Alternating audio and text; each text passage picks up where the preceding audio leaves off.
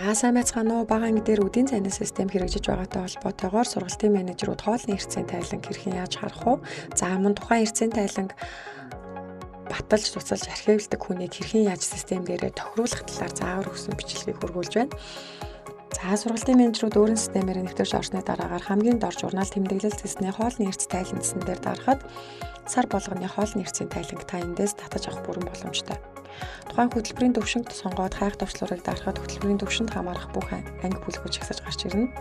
Ангиа сонгоод хайх төвчлөрийг дарахад тухайн ангид хамаарах нийт бүлгүүд харагдах бол тухайн бүлгийг сонгоод хайх төвчлөрийг дарахад тухайн бүлэгт хамаарах нийт суралцагчдаар хоолны хэрэгцээний тайланг татаж авах бүрэн боломжтой.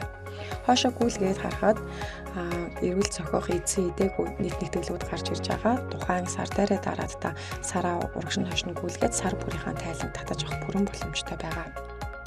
Анги удирдсан багш нар маань хоолны хэрэгцээг хадгалснаар хоолны хэрэгцээний тайлан маань гарч ирнэ. Энэ хоолны хэрэгцээний тайлан маань сургалтын менежер болон захирал нэгтлэн ярав хоол зовж тоогооч гэсэн хүмүүсийн систем дээр бүгдэн дээр нь хянагдаж явж байгаа. Үүний дараагаар сургалтын менежер маань журнал тэмдэглэл зэсний хоолны хэрэгц архив руу оръё. Энэ архив зэсэн дээр хоолны хэрэгцээний тайланг сар болгоно нэг хүн баталж цуцалж тухайн хоолны хэрэгцээний тайланг архивлнаа. Тэгэхээр энэ хүнийг хинээр сонгох вэ гэдгийг сургалтын менежер өөрийн систем дээрээ тохируулж өгдөг. Бүтэц тохиргоо зэсний байгууллагын мэдээлэл засварлах тохиргоо зэсэн дээр дарахад хамгийн дор хэсэгт хоолны хэрэгц удирдах талбар харагдана. Энэ дээрээс заавал нэг л хүнийг сонгох шаардлагатай гэдгийг анхаараарай. Тухайн сургуулийн менежер буюу та өөрөө хоолны хэрэгцээг удирдах бол өөрийгөө чеклээд хадгалах төвчлөрийг дарснаар мэдээлэл автоматар шинжлэгдээд тань дээр журнал тэмдэглэл хоолны хэрэгц архив гэсэн зэс маань автоматар идэвхтэй болно гэсэн үг. Тухайн энэ хоолны хэрэгцээний тайланг сар болгон та баталж архивлах бүрэн боломжтой. Хэрвээ та хоолны хэрэгцээний тайланг батлах төвчлөөр дарахад энэ төлөв маань батлагдсан төлөвт ороод орсон тохиолдолд анги удирдсан багш нар маань хоолны хэрэгцээг засварлах, буруу бүртгэсэн бол засварлах боломжгүй болно. Заавал та тухайн хоолны хэрэгцээ цуцлах төлөвт оруулсны дараагаар тухайн анги удирдсан багш нар хоолны хэрэгцээ засварлаж дуусны дараагаар дахин баталж архивлнаа гэсэн үг.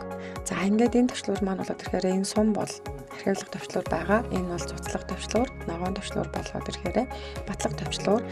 Энэ цагны зурган дээр дарахад түүх харах буюу та хизээ ямар үйлдэл хийсэн гэдгийг бүгд бичигдээд үлдсэн байх болно. Энэ дээрээс та тухайн хамгийн сүүлд баталсан, цуцлсан, архивлсан гэдэг үйлдэлүүдээ хараад явах бүрэн боломжтой байгаа. Тэгэхээр хэрвээ та хоолны хэрэгцээний энэ тайланг архивлах хэрэггүй байвал тань дээр энэ зэс идэхгүй болно. Тухайн хоолны хэрэгцээг тайлангаа архивлах хэн дээр тохируулсан тэр хүн дээр нэгтгэвтэй харагдана гэдгийг анхаараарай. Энэ архив маань ерөнхийдөө 2 жил болоод автоматар системээс устна. Тийм учраас 2 жил архив маань ерөнхийдөө хадгалагдаж үлдчихэж байгаа гэдгийг анхаарах хэрэгтэй. Тэгэхээр ерөнхийдөө аудит орж ирэхэд та өмнө нь бол хоолны хэрэгцээний тайлан байдаггүй байсан учраас өдрийн хэрэгцээг харгалдаг байсан бол одоо та хоолны хэрэгцээний тайлан маань ерөнхийдөө харагдаж байгаа учраас энэ тайлангаа татаж аваад архивтайгаа тулгахад ямар ч асуудал үүсэхгүй тул бид нарт энэ нөхөө системийг ерөнхийдөө хөгжүүлсэн. Тэгэхээр хэдэн ч удаа та баталж цуцалж архивлах үйлдэл хийж болно. Тэгэхээр анги удирдсан багш нар ч гэсэн хоолны хэрэгцээг бол хизээч хамаагүй дахин засварлах бүрэн боломжтой тоогоо тулгаад явах боломжтой байгаа шүү. Анхаарал хандуулсанд баярлалаа.